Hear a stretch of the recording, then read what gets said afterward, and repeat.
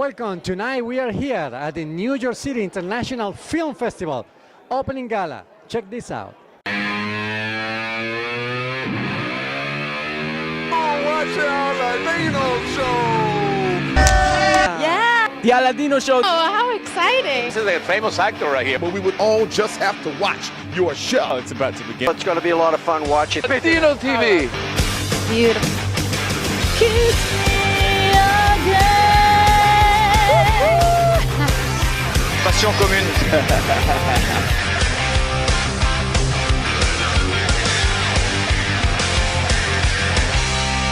You keep watching here on the Aladino show.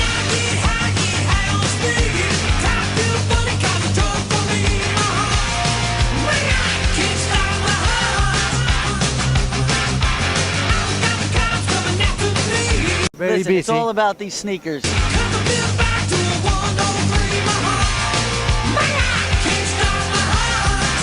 Going home and getting naked.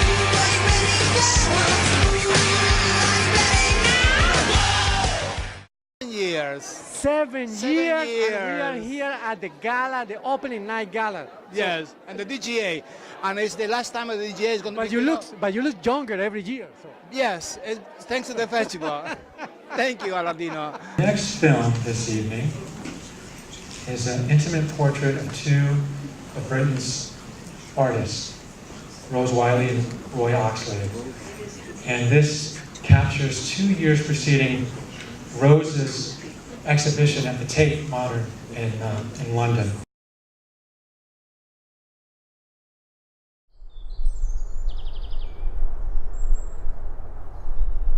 Well, she always had a kind of aura about her, the way she walked around, and well, she still does. I think he just arrived as a term late.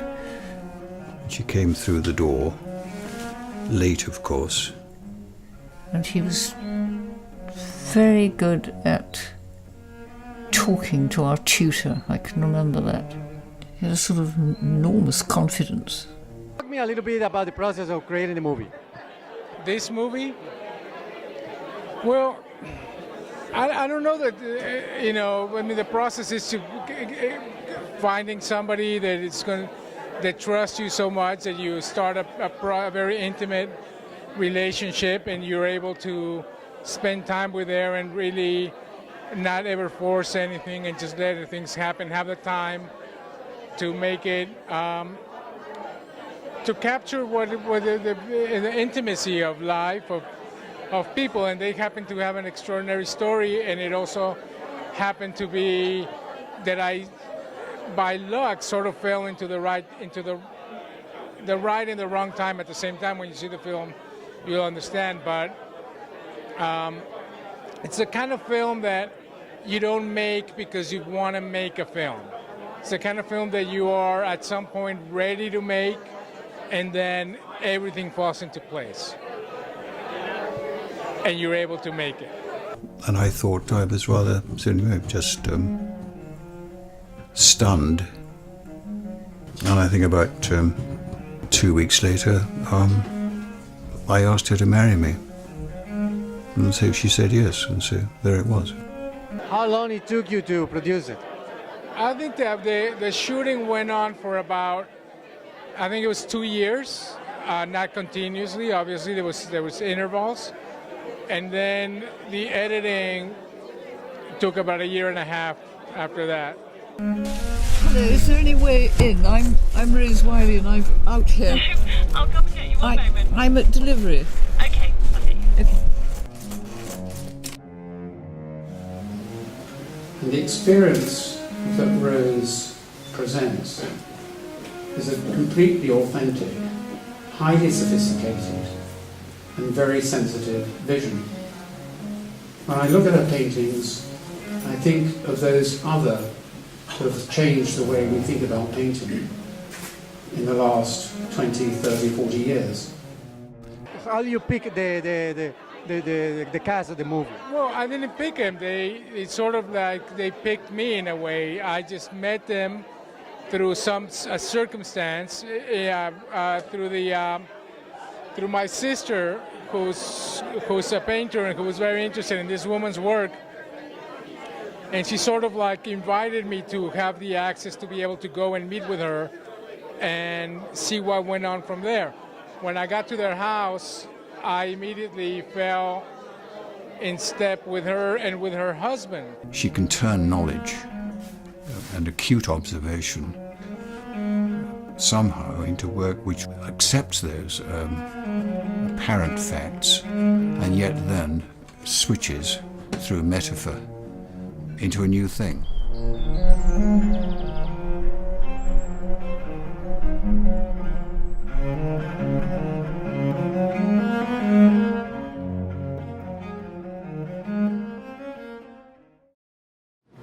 I think I'm gonna stay in tonight.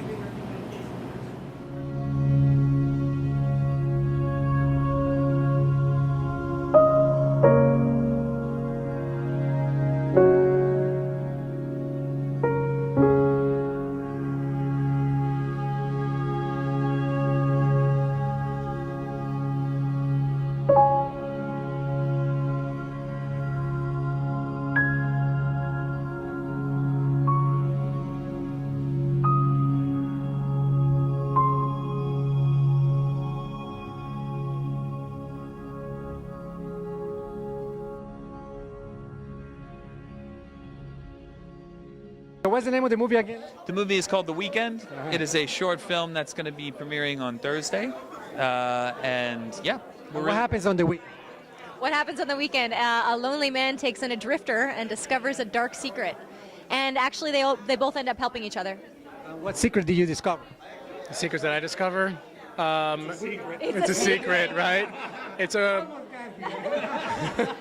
the way I can say it without giving it away is it's a really beautiful discovery of the human condition and how two individuals find something that they're both looking for in themselves, but through each other. And how long it took to discover that? 20 minutes. I thought it took the whole weekend. The film itself takes place Friday afternoon through Sunday morning, so it's a weekend. So how excited are you guys being here at the New York City International Film Festival? Unbelievably excited and so grateful. We're so happy and thankful for Roberto and all the work that he's done, and for also bringing us to the Cannes Film Festival, and Joe as well. I mean, it's just been amazing. I mean, this is my first film, not these guys' first film, but my first film, and for a first-time filmmaker, it's an absolute joy. You guys are locals from New York? We're both from New York, yes. Yep. I'm originally from Chicago, but I've been living in New York for about 8 years, so I think that makes me a New Yorker now. I don't know what the rules are. And the film was shot in New York? We shot in Sunset Park, Brooklyn. Brooklyn? Yeah. Bernie Sanders territory. Yes, exactly, yeah. Exactly. Go Bernie.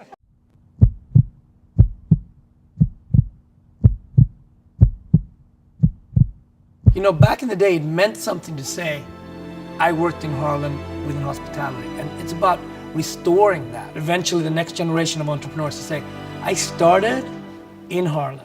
For me, food is the greatest connector. It connects everybody. It's a culinary mecca, and as it should be. We used to say Harlem was a state of mind. Harlem's always been a jewel. It's always been a diamond. Now, everyone else is seeing it. You have the Harlem where people want a decent life, the other where people are giving up on a decent life. I would say no drugs. This is a food place. I sell chicken, not drugs. Now we've come back. Now we're first class. Harlem is in full renaissance, and it is becoming again a destination place. The great story of Sylvia's in this community is that it was she who was responsible for creating this dining experience, this travel into one of the greatest traditions of Black culture. My grandmother built this restaurant for Harlem, for her beloved Harlem, for the Harlemites. I really want people to understand that I gave it everything for us as people to be restored in the dialogue of hospitality.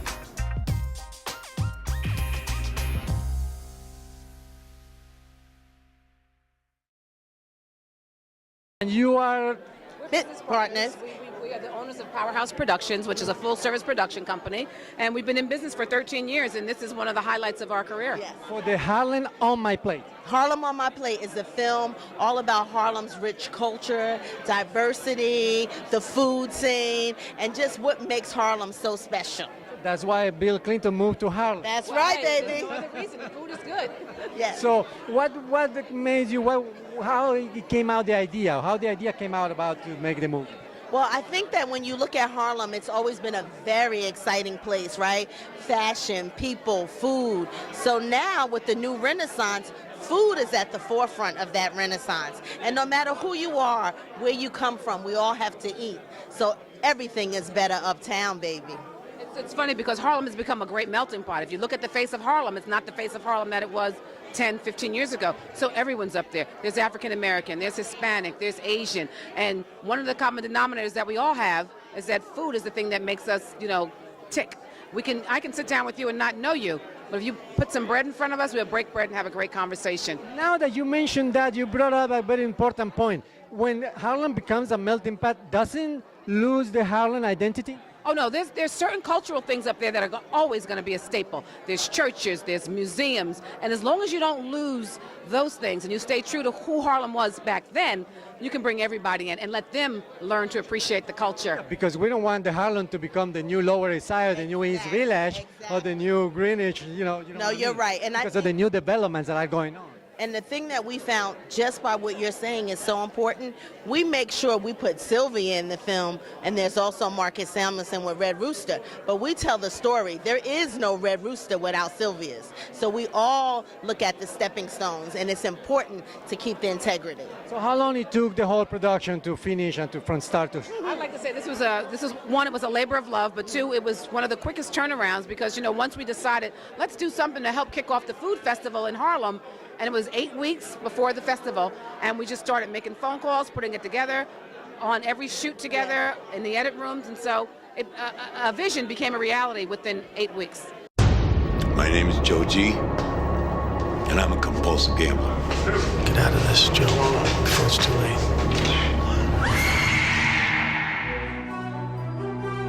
You really think this was a suicide? I ain't buying it. How are you today? A little hyper. Sounds like you're in trouble. I'm working on paying off some of the loan shark payments. So you're gambling again? That guy Johnny Onions called again. He said, Mrs. Good, I don't want to involve a lady, but your son is in trouble.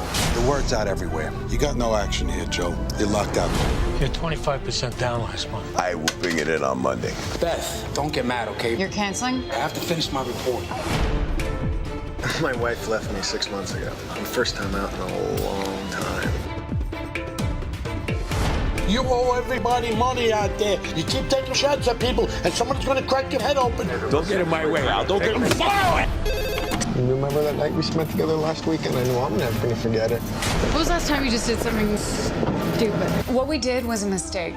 I'm not good enough to eat a meal with, but I'm good enough to lick your...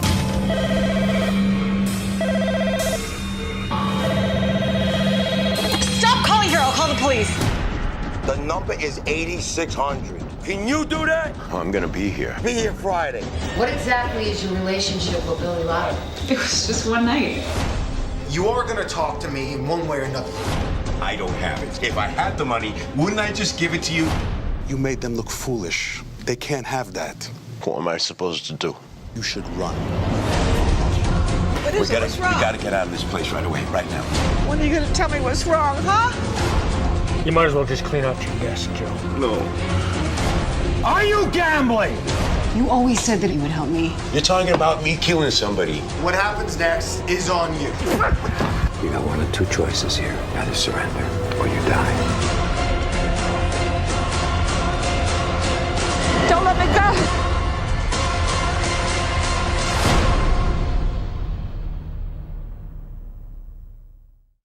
Alrighty, you keep watching here on Aladino Show because more interviews are coming up next. Joe Godavish, my friend. Good to see you. Showing the last gamble we had. Yeah, the last gamble. Come on, talk to me about the last gamble. Talk to me about the last gamble. How excited are you Always excited. It's always great to show a film about your life, and that's what's so inspiring, to be able to share my struggles as an addict, and hopefully if I can touch one person's heart and they're impacted by it, I did my job. And a lot of times at the end of the film, I'll have someone that comes over to me and says, thank you so much for making the film, because I have someone in my family that's struggling with addiction. And that's why I made the film, to let people know they're not alone and there's a chance to, not end up dead or in jail, which is usually what happens when you have such a deep addiction.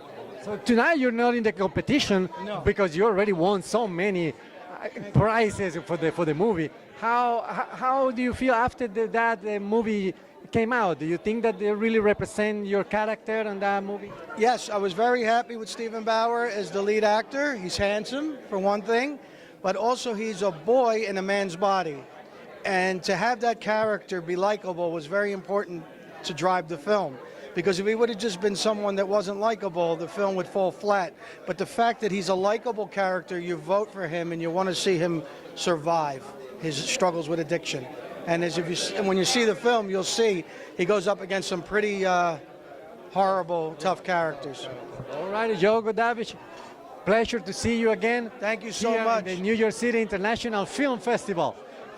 Opening night gala. Yes, and we will be going to March Ado, the Cannes Film Market this year, and we plan on distributing the film through that market. So that's why we're doing this new director's cut 2016. You'll see some new added scenes, a color correction, and the sound. So we're real excited about that. And I thank Roberto Rizzo. He's the driving force behind pushing my film. New World Cinema is the distributor, and I'm very happy about that. And Bob DeMarco is my executive producer, and April DiGiorgio, the producer, made this happen. Great. So I'd like to thank them. Awesome. Hi, Mom. Wonderful, wonderful.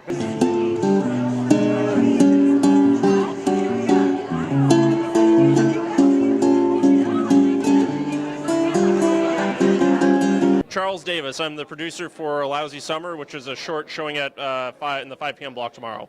Lousy summer. Yep. Walk me through a lousy summer. How can possible be a lousy summer? Where was that shot? Well, I'll tell you why it's A Lousy Summer. It's based on a true story that happened to the writer and director, where when he was 16, he broke both of his arms the day before summer vacation and had to spend his entire summer in 2 giant casts. So he made a movie about it now as an adult, I think kind of psychologically trying to deal with the trauma of having a very lousy summer. And we shot it at Long Island. I act a little bit in it. I have a little cameo in it. How long it took the whole thing to produce? The whole thing from start to finish took about 2 years. From varying, just like setting things up. The actual filming wasn't that long, but it was all the other things that come trying to set up a film to get made that took a while.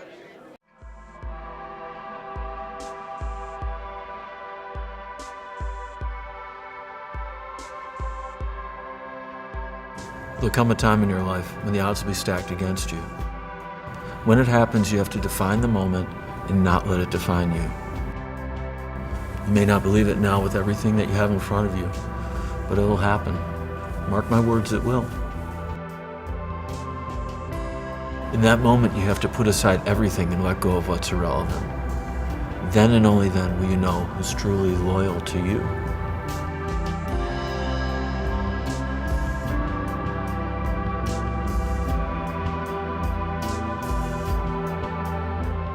What's the name of the movie? Loyal to the Game. Loyal to the Game. What is the movie about? It's about a football player. That's not my film. It's about a football player who is a wide receiver. He's a wide receiver. He's at the, the twilight of his career. Quarterback he's been playing with his entire career is holding out. Puts him in a spot where he's unsure about where his future is going to be. His personal life is kind of up in the air, and it's a coming-in-age story where he's finally at the point where he's been cruising along for a while. He's starting to get old. He realizes he can't play football forever, and it's like, he's starting to. That's where his arc starts and ends. Any head injuries in the movie? No. I got a knee injury. No head injuries, thankfully. We didn't get any head injuries. No concussions, no. That's a different movie. How about the deflating balls or something? Oh, it was shot in Buffalo, New York, so we're not Patriots fans. We're Bills fans, so. I just heard today with some indictment. Deflategate is upheld. Brady's not going to be playing, man. Yeah. Are we allowed to have opinions on Deflategate? Yeah, why not? 4 games. 4-game suspension. Yeah, hey. He's going to be out. And he's out one game when he's playing the Bills and the Dolphins. So how do you feel doing the movie, playing the main lead? It was a lot of responsibility, but it was fun. He's a really great director, super clear, and the movie, like, I'm a real physical, I'm a physical person. Did workouts in it, yeah. boxing in it, working out, boxing, catching passes. So it wasn't just acting, it was a lot of physical work. He did all of his own stuff. There's a scene in the gym when what was that, when you're benching, you got a weight hanging on you and you're doing a body press. So how long is the movie? 30, it's a short It's a film, short. but it's a longer Yeah. short. It's like a 36 minutes. We're like inching towards 40 or no? No, it was like 37. But I wanted to do a short film because it's my first film. I've been a screenwriter for many, many years. Everyone's like, you got to write and direct your own film. And we wanted to do it to make a feature off of this one. So we wanted to do it like not just a short about two guys in a coffee shop talking. We wanted to do a story that had an arc, so that Where the idea came from, the story? Well, I guess I thought I was wanted to make a film about something. My first film, I wanted to make something that people can relate to. Everyone likes football, so it was kind of like it was just a cool idea. I don't know. I was during the off season of football. I had an idea about writing one about a wide receiver because a wide receiver is kind of a tragic figure. The quarterback is the guy that gets all the credit. So it's like a wide receiver is just kind of this guy that's kind of a diva, and I kind of like centered it around that, but kind of counteracted that. This guy's like a guy that works hard his entire career, not a guy who's like very celebrity-ish, and so that was kind of like where it's. I think the Do you about the thing that was attractive for me was as physical as the role was. It was also very, very, it was serious. It was very down to earth and level. Like it's an sports kind of in that sports genre, but it makes you think. It's different from other sports films. Yeah. Do you say in the film, "Show me the money"? No, I do not say. Yeah, he's not. Yeah. Tyrese is not. Tyrese is not a show me the money kind of player. How excited are you being here, selected for the New Year's? I told Roberto that we are incredibly honored to be here. We actually we asked him because we have a lot. 3 of the 5 lead actors are from the New York area, even though we filmed in Buffalo. Frank and Ezzy and Kennedy, and they're all bringing people. And we have a producer who's coming in from Chicago, and the editor who edited the film is in Port Chester, so he's coming in. So we have a lot of people coming in. He was gracious enough to move us to the 88-seat theater. So we're incredibly honored to be here. Great, thank you guys. Thank you guys for your time. Thank you for your time. Very much. Pleasure meeting you. Very nice. Good luck with the movie. Thank you. Thank you. Thank you. I'm Brad. Oh, you're the new IT guy. Yeah, I'm Violet. they make the best grilled cheese sandwiches with Oven baked free. Right. Cola, do you want to see Brad? He's gonna be my new boyfriend. Yeah.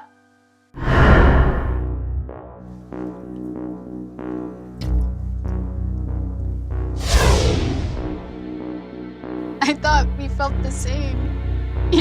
Like we bonded over cheese. Violet, we just met yesterday. Have you heard the term bipolar disorder? No. I'm not crazy. I'm just gonna end this.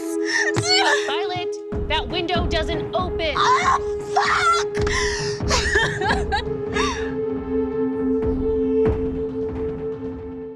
Polar cheese? Bipolar and cheese.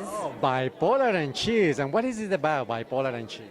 It's about a therapist that becomes diagnosed with bipolar after she has a manic breakdown over a coworker that she bonds with cheese. Wow, kind of interesting. So they meet, they bond over cheese, and she kind of loses it afterwards, and then is diagnosed with bipolar. But she's a therapist, so it's kind of ironic, and it's a dark comedy. Aladino TV, Yeah, Aladino TV, Mamma Mia. We got these 2 beautiful ladies here, producer and main star of the film. I'm actually the writer-director. Yes, I am. What's the name of the movie? The name of the movie is Finding Mama. It's an unusual dark comedy with a twist. And your mom? No, but I'm trying to find her. Okay, so what's your part in the movie? I am a girl who dances. That's all I'm going to say. How long is the movie? And the movie is 12 minutes long, and it also stars Ronnie Marmo, two wonderful actors, Ronnie and Lisa in the film, set in Louisiana, and it's a very unusual piece. It's a very quirky. It's very Tennessee Williams. You know what I'm gonna do tomorrow? What? I'm gonna find my mama.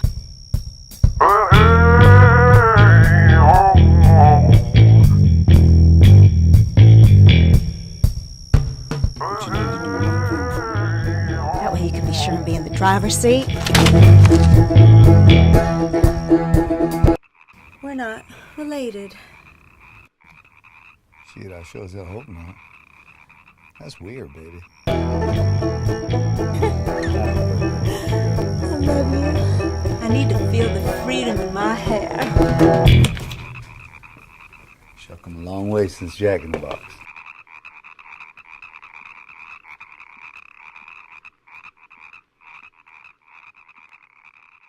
And you yourself have a channel that helps films get promoted. Tell me a little bit about it. So as a filmmaker myself, I've produced, wrote, and directed feature films, television series.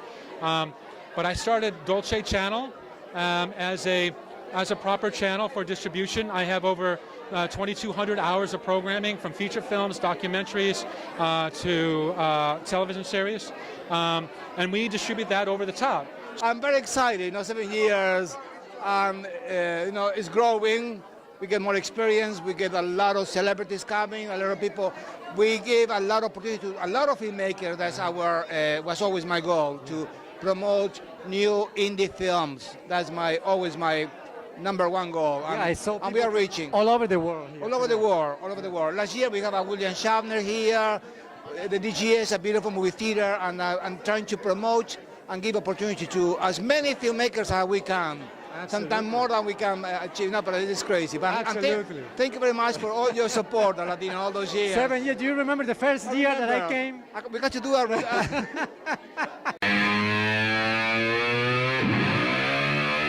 Oh, watch the Aladino show! Yeah! The Aladino show. Oh, how exciting! This is a famous actor right here. But we would all just have to watch your show. It's about to begin. It's going to be a lot of fun watching. Aladino TV. Beautiful. Kiss me again! Passion commune.